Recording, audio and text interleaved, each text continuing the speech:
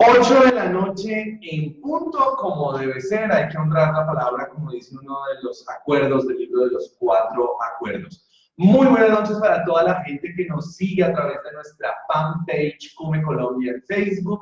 Entiendo que también estamos transmitiendo a través de nuestra cuenta en Instagram y mañana va a quedar colgado este video a través de nuestra cuenta en Cume. Así que queremos saludar a todas las personas que se van y se están empezando a conectar desde cualquier parte de Colombia, desde cualquier parte del mundo. Estamos muy contentos porque esta es la tercera versión, la tercera entrega de nuestro programa Haz lo Posible. Pusimos, ¿cómo se llama esto, Carolina? Backstage. Pusimos un backstage bien bonito y bien hermoso para que ustedes vean ahí la imagen bien bonita y bien interesante. Como recuerdan, en el primer programa estuvimos con Teresa Rueda, hablamos de descodificación biológica de enfermedades. En el segundo transmitimos hace 8 días desde Cali, estábamos con otro de nuestros facilitadores, con el doctor José Gerardo Albán. En fin, han sido programas muy interesantes a los cuales ustedes se han pegado. Muchas gracias por su acogida y chévere poder transmitir esta información. Y hoy es un programa muy especial también. Nada en la vida es por casualidad, todo es causalidad. Y se han dado los programas para que trabajemos de cosas que tengan que ver un poco con la salud, que tengan que ver un poco con la mente, bueno, que tengan que ver cosas paralelas a todo lo que hacemos en esta ocasión con programación neurolingüística y coaching. Y hoy tengo un invitado de lujo, un invitado muy interesante, un gran amigo. Me traje al doctor Antonio Mesa Gaviria. Antonio, bienvenido al programa. Qué rico tenerlo por acá, por estos lares, viéndonos, aparte de las aulas de clase, en otro espacio muy interesante. Excelente, muchas gracias por la invitación. No, señor, mire, Antonio, no puedo leerles el larguero de hoja de vida porque si no nos dan las 8:30, pero les puedo contar que es médico cirujano de la Universidad del Bosque, no digamos el año, que es neurólogo clínico de la Universidad Militar de Nueva Granada, uno de los neurólogos más importantes que hay en este país, y que es fellow en neurofisiología. Aparte ha hecho programas de ángeles, por supuesto hizo con nosotros el diplomado en programación neurolingüística aplicado a la salud, por supuesto y está haciendo la profesionalización en programación neurolingüística, ya es practitioner, ya es master practitioner, está terminando en este momento la certificación como coach con PNL. Luego hay unos estudios muy interesantes, Antonio, que uno diría, bueno, no tiene nada que ver con medicina. Y de hecho, cuando yo le proponía a Antonio qué tema íbamos a hablar hoy, pues, hombre, me puso un tema que me puso a pensar de entrada a mí y que seguramente a la gente que nos está viendo y a la cual, recuerden, la leeremos, les responderemos las preguntas que nos quieran hacer, pues obviamente que es muy interesante. Meditación y neurociencias. Dos palabras complicadas, Antonio, porque la meditación no todo el mundo entiende qué es o para qué sirve, y porque infortunadamente en el tema de neurociencias hoy en día todo el mundo comercialmente para que suene bonito le coloca antes la palabra neuro. Neurocoach, neurocámaras, neurotransmisión, neurocatálogos, neuroetón. Luego, Antonio, como nos gusta hablar clarito en nuestro programa Haz lo Posible, voy a arrancar por varias cosas interesantes para que la gente que nos esté viendo nos pueda empezar a mandar sus preguntas. ¿Qué hace un médico cirujano y un neurólogo tan play como usted hablando de meditación? Cuénteme un poquito de eso, hagámoslo muy rápido. Ok. Bueno, yo creo que nosotros como personas que trabajamos en áreas de la salud y que nuestro propósito de vida es sanar, estar con los pacientes, hablar de enfermos, ¿sí? Sí.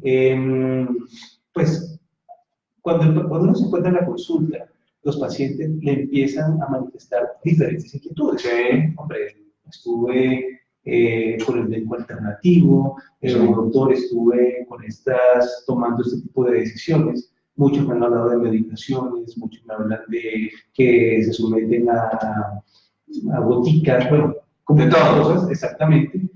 Hombre, en mi caso yo quise ampliar mi mente y dije, bueno, tengo que también descubrir eso que están presentando los pacientes. Yo les estoy haciendo una propuesta, los pacientes me visitan, pero me están diciendo, doctor, hice esta otra alternativa, hice otra propuesta. Porque es que pareciera que no es compatible. ¿Por qué sí es compatible?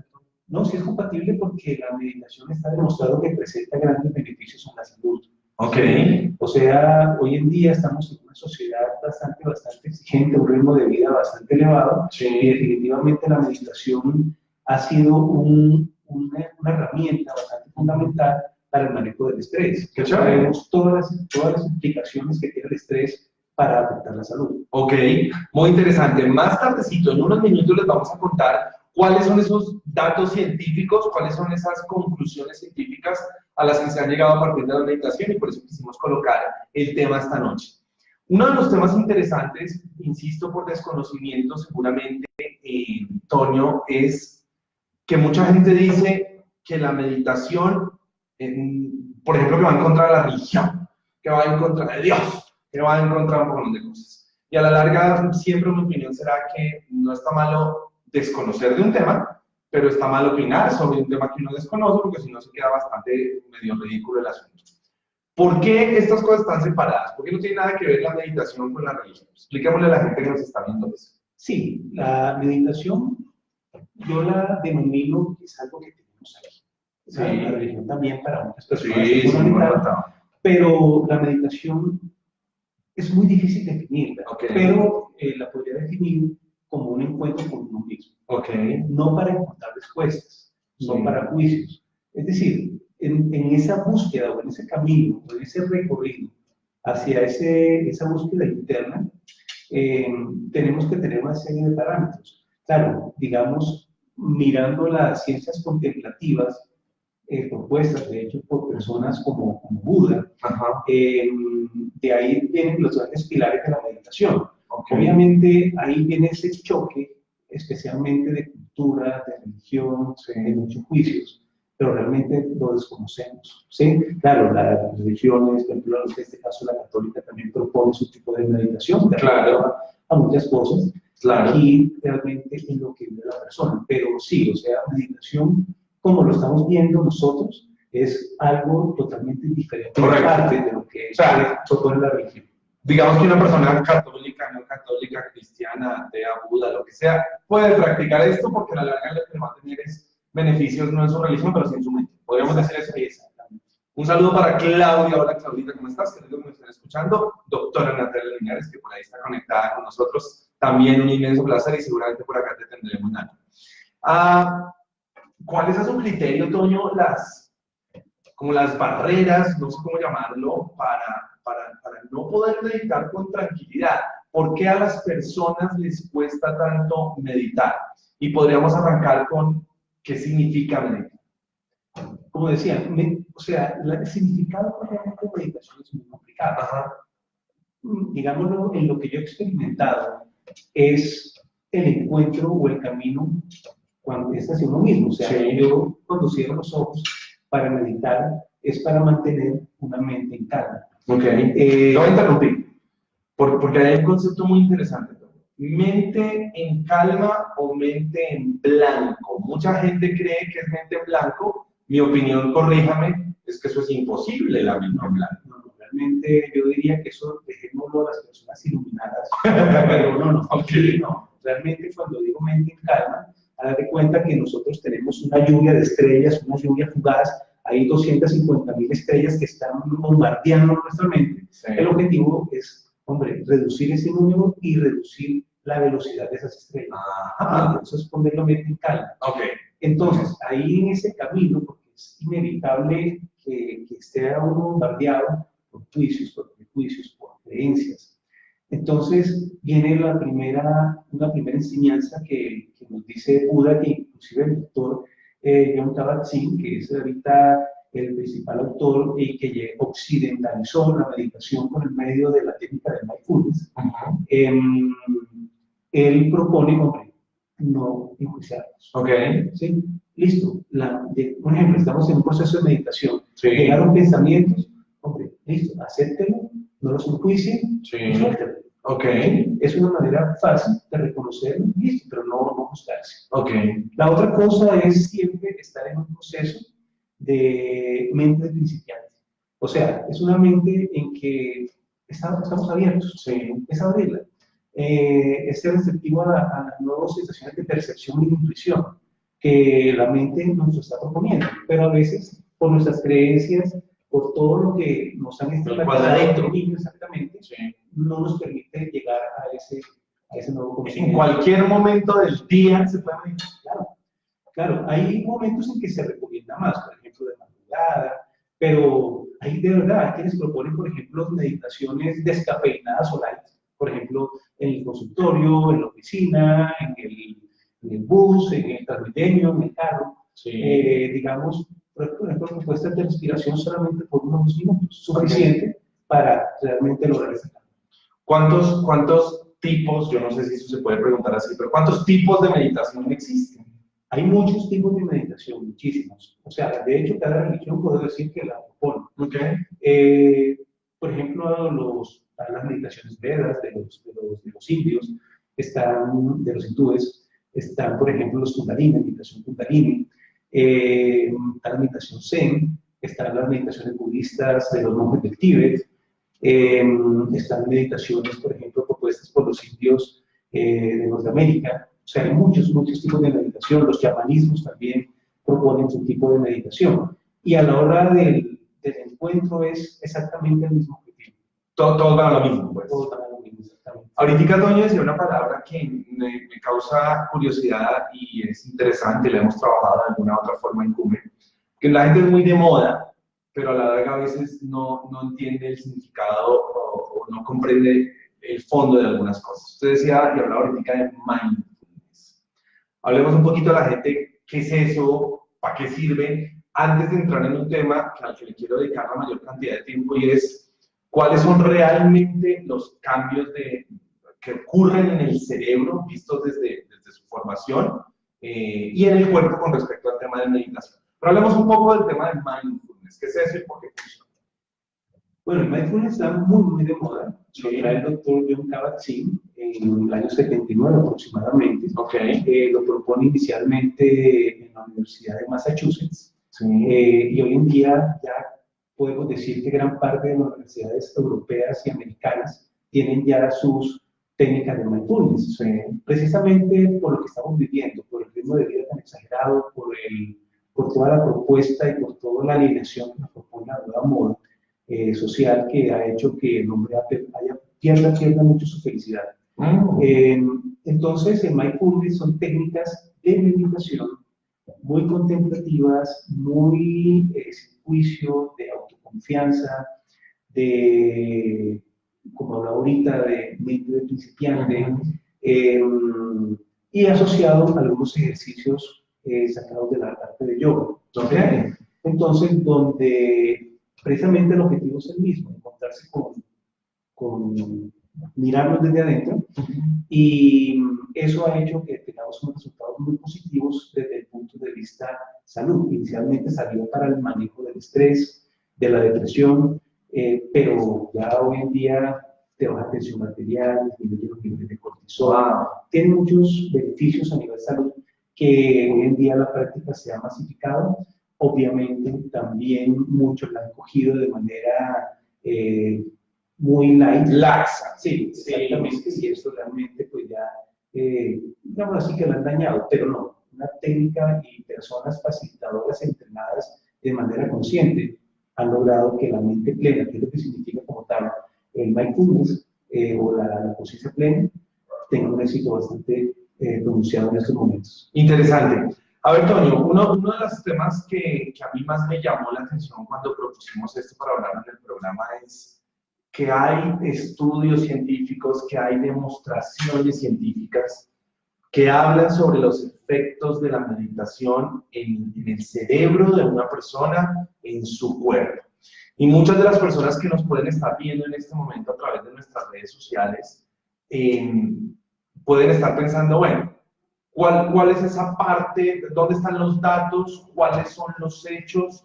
¿Cuáles son las cifras? No sé si las hay, pero usted nos hablaba que hay una realidad sobre los cambios que se producen en el cerebro. Contémosle un poco a la gente de la manera más detallada y fácil posible, además con su especialización como neurólogo, Toño. ¿Cuáles son esos cambios en el cerebro de la meditación ayuda? Bueno, yo realmente, personal quise buscar, a mí me fascina siempre el misterio, me encanta, pero también lo quise aterrizar digamos, con estudios pues, científicos, pues sobre todo soy médico, soy neurólogo, entonces quise, bueno, ¿qué es lo que realmente está pasando? ¿Por qué estas personas son felices? ¿Por qué sufren pocas enfermedades? ¿Y por qué, si las tienen, por qué tienen una conciencia y una percepción tan distinta de la vida? ¿Sí? Entonces me empezó a llamar la atención y me encontré gratamente con los escritos de un doctor que se llama Richard Davidson. Richard Davidson, él fundó un instituto que se llama Mind and Life Institute, allá en Madison, que queda en Wisconsin. Él tuvo una reunión muy interesante en los años 80 con Dalai Lama. Él es uno de los científicos que estaba buscando, inclusive, el congreso se llamaba Emociones Destructivas. Entonces, cuando se encuentra con Dalai Lama, el mismo Dalai le propone, oiga, venga, ¿usted por qué no demuestra? ¿Sí? ¿Por qué? Con números, para los hemisferios izquierdos. Exactamente, cuantifiquemos esto, demostremos esto, ¿sí? Y usted, como un científico, no sé, haga lo que usted tenga que hacer con las personas meditadoras. Es más, yo le voy a dar una carta para que usted se reúna con unos monjes bajo mi autorización y perfectamente. Fue active, fue con una máquina de electroencefalografía, ¿sí? Se reunió con 50 monjes y los 50 monjes dijeron, no, nada. Así usted tenga cartas de Dalai Lama, tuvimos una experiencia negativa con estos estudios y nosotros solamente somos unos monjes aquí, ermitaños, y punto, meditamos y somos felices y listo, no nos creen la vida. Sin embargo, entonces, ante esa negativa, Dalai Lama habla con Sigmund Rinpoche, que es la persona con casi 60.000 horas de meditación en ese momento. De pronto, la persona que más ha meditado en contemplación, te explico que es un poquito de eso. Entonces, y bueno, él llegó allá, entonces Richard Davidson estaba totalmente desconcertado, ansioso, y le dijo, vea, yo le voy a hacer esta serie de estudios, voy a someterlo a una actividad eléctrica, o sea, lo que nosotros llamamos videotelemetrías, pero nosotros, por ejemplo, con los pacientes utilizamos 6, 8 horas, 48 horas, no. Él fue sometido casi 2 semanas de videotelemetría. Adicionalmente, fue sometida a resonancias funcionales. ¿Qué es funcional? Son resonancias en tercera dimensión, donde se mide la actividad metabólica, en fin, o sea, para todos los datos reales. Exactamente. O sea, para que los datos fueran mucho más detallados. Pero claro, o sea, cuando una persona medite, bueno, ¿meditar en qué? Sí, o sea, usted quiere meditar. Entonces, y ante todo estamos con una persona ya con una alta experiencia en meditación. Entonces, le dice, no, pues yo medito en contemplación. ¿Qué es esa vaina? ¿Sí? No, contemplación es, mejor dicho, llegar a unir lo que es la empatía. Sí, empatía, para decir algo, es sentir. Sentir lo que siente otra persona. Exactamente, pero además voy a ir a una parte de contemplación, o sea, además voy a sentir y hacer. ¿Sí? Y lograr esto sin esperar nada, o sea, lograr un alto índice de altruismo a nivel cerebral. Entonces, empezaron los estudios que se hicieron en el año 2000, en el 2008 y en el 2012 se hicieron y los cambios fueron totalmente espectaculares. ¿Qué cambios? Entonces, a nivel electroencefalográfico, atención, pilas, pues, cambios y datos para los que les encanta esta parte. A nivel electroencefalográfico, nosotros tenemos 4 tipos de ondas, que es la que realmente yo conozco, ¿sí? Tales como las ondas delta, las ondas teta, las ondas alfa y las beta. Vamos a practicar rápidamente. Cuando uno duerme y está en reposo, entonces predominan las actividades lentas, que son las ondas, la actividad delta y la actividad teta. En estado de sueño. En estado de sueño. Cuando uno está alerta con los ojos cerrados, pero en una fase tranquila de relajación, uno está en actividad alfa y digamos estas ondas predominan en la parte de atrás del cerebro, como el posterior occipital. Y la actividad beta, cuando uno está totalmente en una actividad bastante alta, uno está consciente. Resulta que estas personas era una actividad gamma, ¿sí? Y la actividad gamma, esto es lo que sorprendió a estos neurocientíficos, ondas rapidísimas que dominaban todo el cerebro.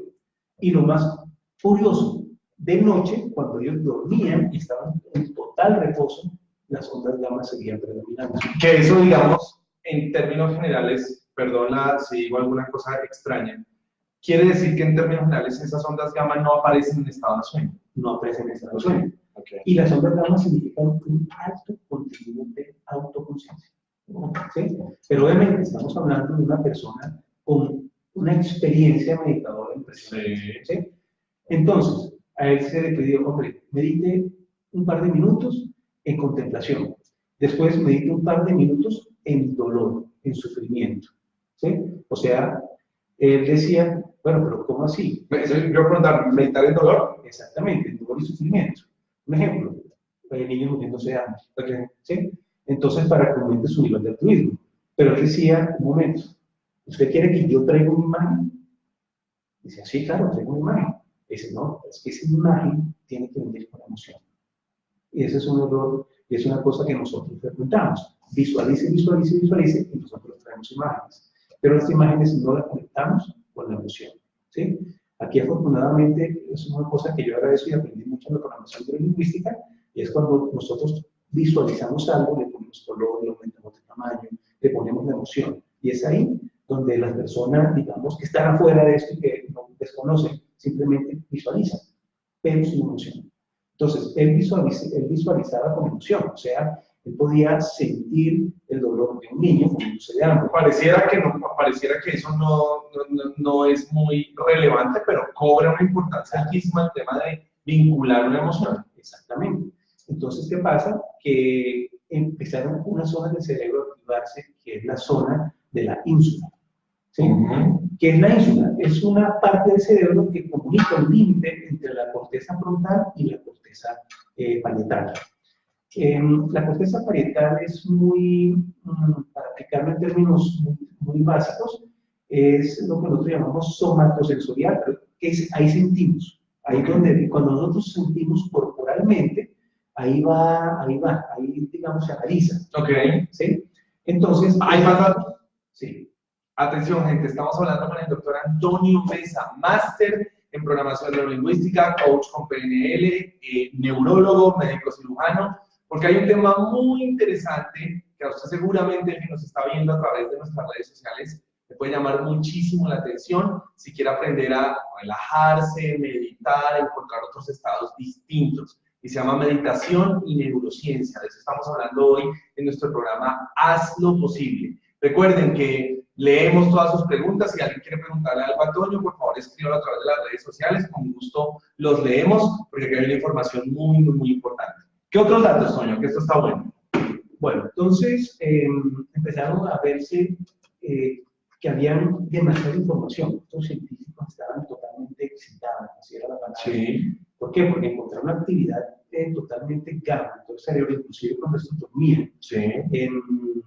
Bueno, eso fue realmente un hallazgo en los años, empezando este siglo XXI, algo totalmente importante. Okay. La otra cosa, empezaron a ver que empezaban a generarse nuevos circuitos neuronales. Todos iban a la corteza prefrontal. La corteza prefrontal es la parte de aquí adelante, es lo nuevo, lo que nos distingue de los animales.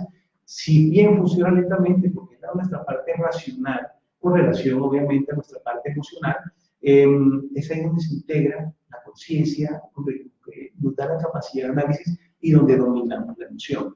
Entonces, es ahí donde, porque aquí lo clave no es que la emoción nos domine, sino que nosotros estemos frente a un dominio de la emoción. Okay. Entonces, digamos, se crean nuevos circuitos.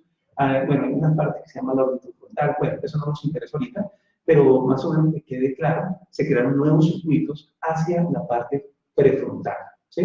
Toño, yo me interrumpo porque si hay algo que a mí me gusta decir cuando yo explico las bases de la programación neurolingüística, cuando explico desde la PNL el funcionamiento del cerebro. Es decir, la gente, hombre, las redes neuronales, esos circuitos neuronales no se arman a la buena de Dios Padre, no son automáticos, no se arman a ver cómo salen, sino que uno es capaz conscientemente de armar esos circuitos neuronales. Luego, lo que usted nos está diciendo es que esa persona conscientemente, a través de ese proceso de meditación, podía generar redes y circuitos neuronales distintos. Exactamente. Yo tengo una comparación, porque yo siempre he visto el cerebro igual al universo. Entonces, más o menos tenemos aproximadamente unas 90 millones de neuronas, ¿sí? Okay. Que es más o menos lo que corresponde corresponden a casi 90 millones de estrellas en nuestro sistema solar. Okay. Pero la única diferencia es que hacemos más de 3 trillones de conexiones interneuronales. 3 trillones, ¿sí? Y las hacemos en cuestión de minutos. O sea, podemos cambiar una creencia, podemos cambiar una fobia, simplemente así, si no la creemos. Sí, de acuerdo. Entonces, y eso pues de las cosas fabulosas que mostraron esos estudios. Bueno, hay otras cosas, por ejemplo, la glándula pineal, que es una glándula intuitiva. Si nos hacen una tomografía a nosotros en estos momentos, seguramente esa glándula pineal muchas veces está calcificada, y eso lo vemos en el gran número de pacientes. En estas personas orientales y con altos grados de estudios de ciencias contemplativas, no se les calcifica, no se les atorga para nada esa glándula. ¿Y cuál es la importancia? La importancia es que es una función espiritual. ¿Sí? La glándula pineal, si bien produce una hormona que se llama la oxitocina, esa está muy producida, digamos, también la produce el corazón. ¿Sí? Eso no es al azar, o sea, el corazón, esa parte está muy, muy conectada, nos ayuda mucho a la intuición. De hecho, muchos meditadores con la OM llevan la lengua hacia el paladar para que vibre, ¿sí? Para que vibre ese paladar. Un mantra, ¿no? Vibre, es un mantra, y vibre como tal, active ese mantra pituitario, y aumente nuestra capacidad de percepción y de intuición. Wow. Pero también se ha demostrado por los estudios es que creemos que el cerebro actúa por partecitas. Sí. No, el cerebro está integral. De acuerdo. Es decir, la ínsula también participa, por ejemplo, en mucha intuición. Okay. Los otros hallazgos que se observaron fue que la amígdala, que es ese grupo de neuronas que tiene una formita así de amígdala, que se encuentra a cada lado del cerebro, empezó a reducirse en 30% en nuevos pacientes meditadores, ya no en los expertos, sino en los nuevos pacientes meditadores. Y además la cantidad de cortisol empezó a reducirse. ¿Sí? Y empezó a ampliarse, digamos, corteza cerebral. ¿Qué es corteza? El grupo de neuronas. ¿Sí? Entonces, especialmente en la parte temporal, ¿sí? Porque el hipocampo, que es una partecita del cerebro emocional que tenemos, activa mucho la memoria. Y claro, como estamos en una actitud de conciencia y de atención, ¿sí? Que nos invita a que cuando comamos, mastiquemos, démonos cuenta cuando masticamos. Disfrutar, estar aquí. Exactamente, pero estamos perdidos, estamos pensando en el futuro. Entonces, esa es la parte donde la meditación nos invita a estar presentes. Toño, pensemos en que algunas de las personas que nos estén viendo en este momento puedan estar enfermos. No importa el grado, no importa de qué. ¿Por qué usted como neurólogo, con una información de cerebro izquierdo tan guau como la que tiene, por qué decirle a una persona que nos está viendo, aprenda a meditar, ejercicios de meditación? ¿En qué le va a servir eso a las personas que eventualmente tienen algún tipo de enfermedad? Y obviamente sin querer decirle a la gente que debe ir a su médico. Vaya a su médico, siga haciendo lo que esté haciendo. Pero contémosle a la gente por qué le sirve entonces. Pues yo doy la sugerencia. De las cosas que he aprendido es que la enfermedad es un gran maestro que le invita a uno a un conocimiento. Okay. Claro, hay que asistir al médico pues para que lo invite a uno. Sí. Y hay que dar con la persona ideal. Perfecto. La meditación lo lleva a un estado de autoconciencia. Sí. ¿Sí? A establecer, hombre, estoy en este desequilibrio, estoy padeciendo esto. Okay. Bueno, ya no voy a juzgar la enfermedad, voy a aceptarla, voy a aprender de ella. ¿Sí? Aceptarla no resignarse, ¿no? Para que la gente nos escuche bien. Exactamente. Otro punto también distinto, bien. Extraerla, ¿sí? Sentir la angustia, el miedo que nos genera, claro que sí, pero también aceptar esa emoción, sentimos miedo, sentimos angustia, no me quiero morir, quiero vivir, claro, entonces es una cosa, porque somos humanos ante todo. Claro. Entonces, queremos que digamos que esa enfermedad obviamente nos enseñe, pero nosotros no podemos dar la oportunidad solamente a un medicamento, un tratamiento, un médico, no.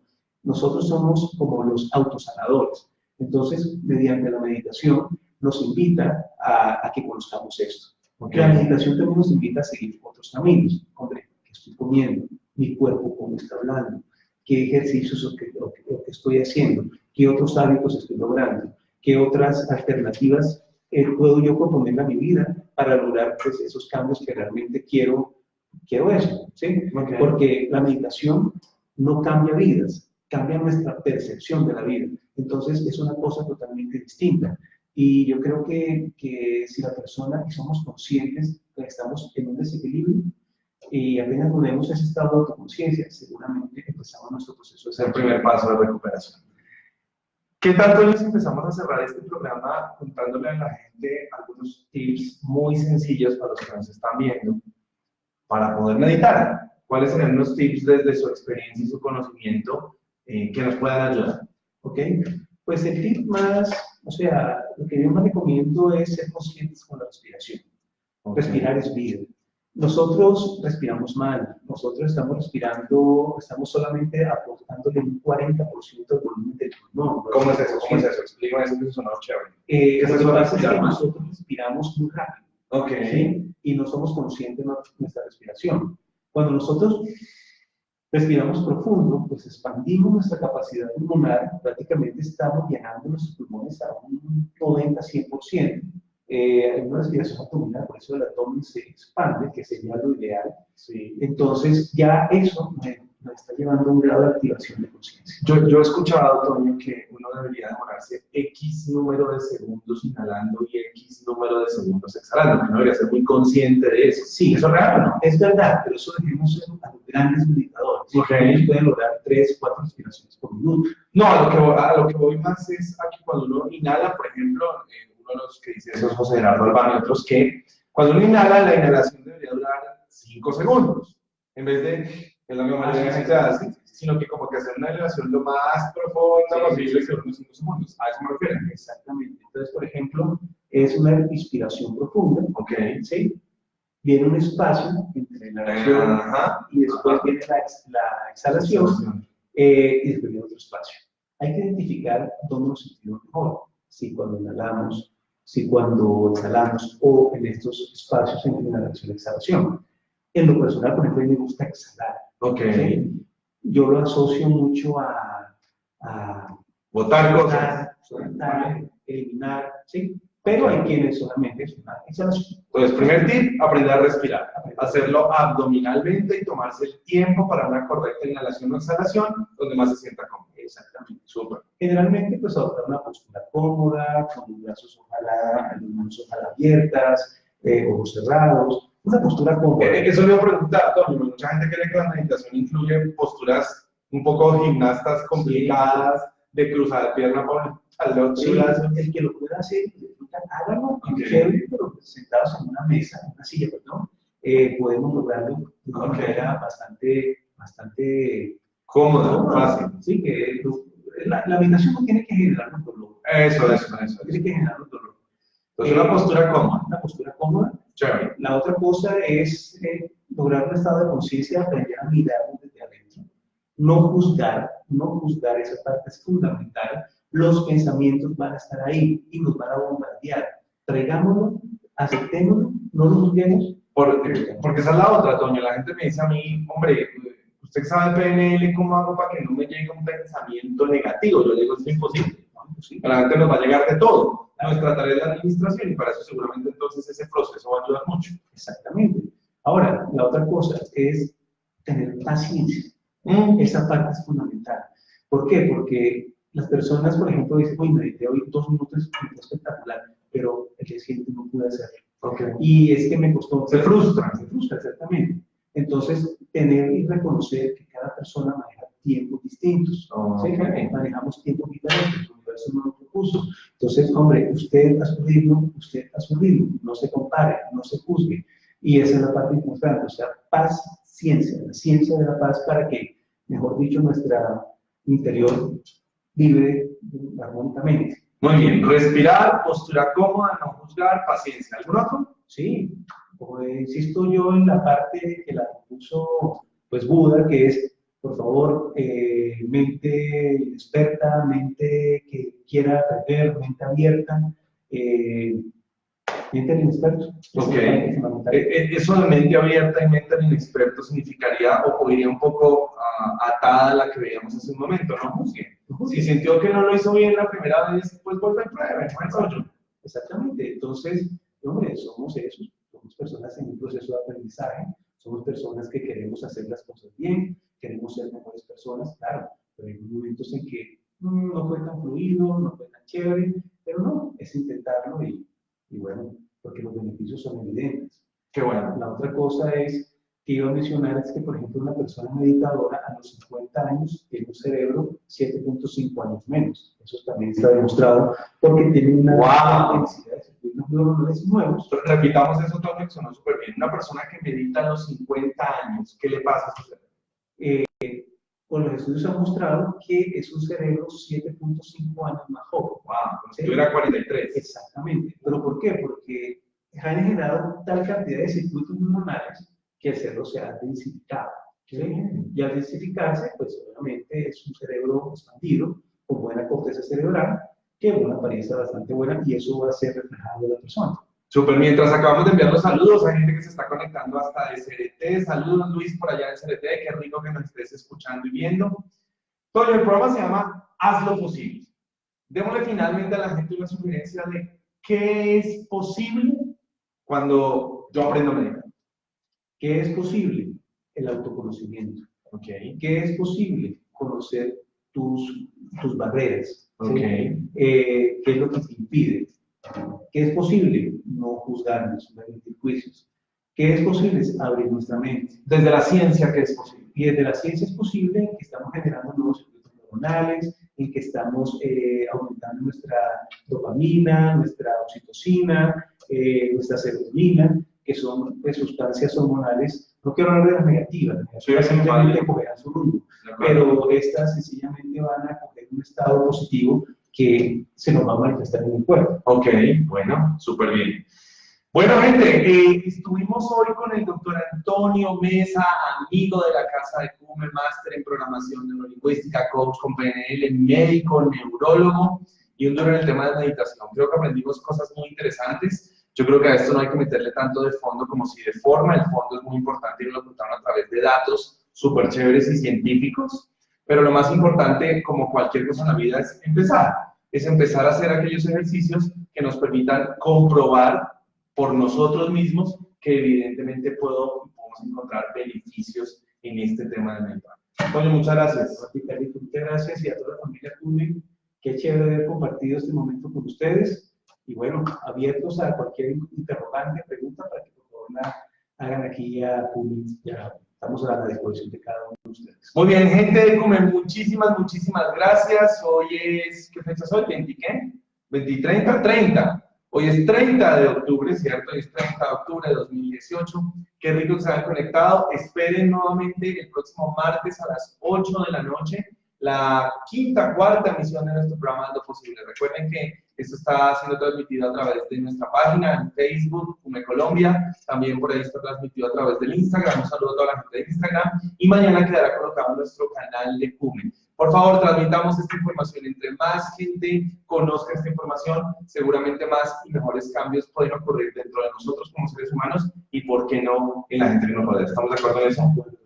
Muchas gracias, gente. Un placer. Que tengan un resto de noche absolutamente fantástica y fenomenal. Y nos seguimos viendo por el camino. Feliz noche. Feliz noche.